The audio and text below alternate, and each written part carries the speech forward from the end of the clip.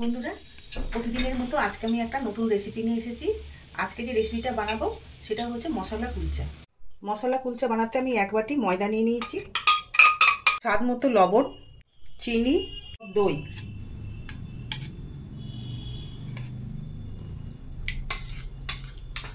Baking soda, baking powder. এটা যখন ফেঁপে উঠবে, দইটা দেখুন ফেঁপে উঠবে, এটা দেওয়ার ফলে দইটা ফেঁপে উঠছে।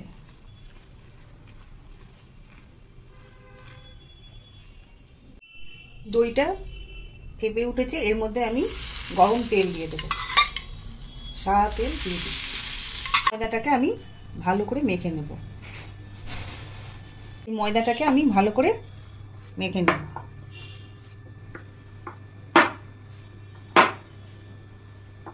ময়দাটা আমার মাখা হয়ে গেছে, ওপর দিয়ে একটু তেল মাখিয়ে রেখে দেবো।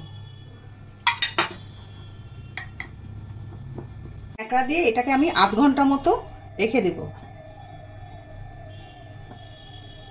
আধ ঘন্টা ঢাকা দেওয়া ছিল ময়দা মাখাটা।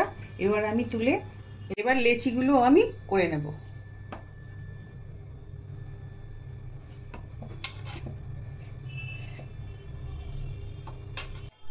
এই পুরটার মধ্যে আমি আলু, কড়াইশুঁটি, একটু টমেটো, পনির, গ্রেট করা পনির, কাঁচা লঙ্কা, লবণ, মিষ্টি, একটু ভাজা মশলা দিয়ে করে নিয়েছি।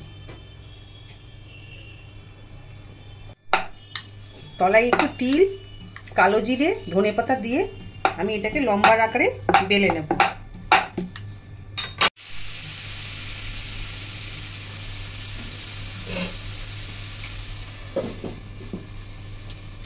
দু থেকে 3 মিনিট এটা ঢাকা দিয়ে রাখবো আমি।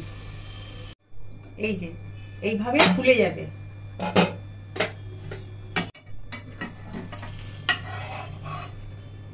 এই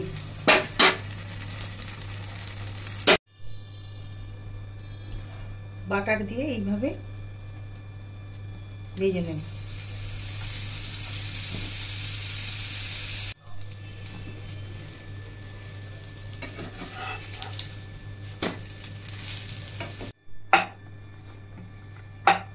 এইভাবে লম্বা লম্বা করে বেলে নেব।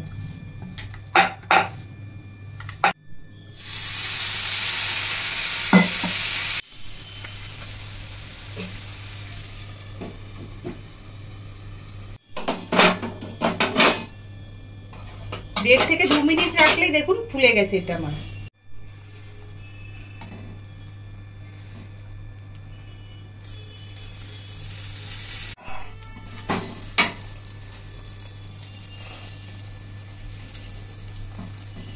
বন্ধুরা, আমার মশলা কুলচাটা রেডি হয়ে গেছে। এই দেখুন, এটা আপনারা সব কিছুর সঙ্গে খেতে পারেন। নিরামিষ তরকারি, চিকেন, যে কোনো আইটেমের সঙ্গে আপনারা খেতে পারেন। এটা ভেতরে এই যে মশলাটা আমি ঢুকিয়ে দিয়েছি, দেখুন।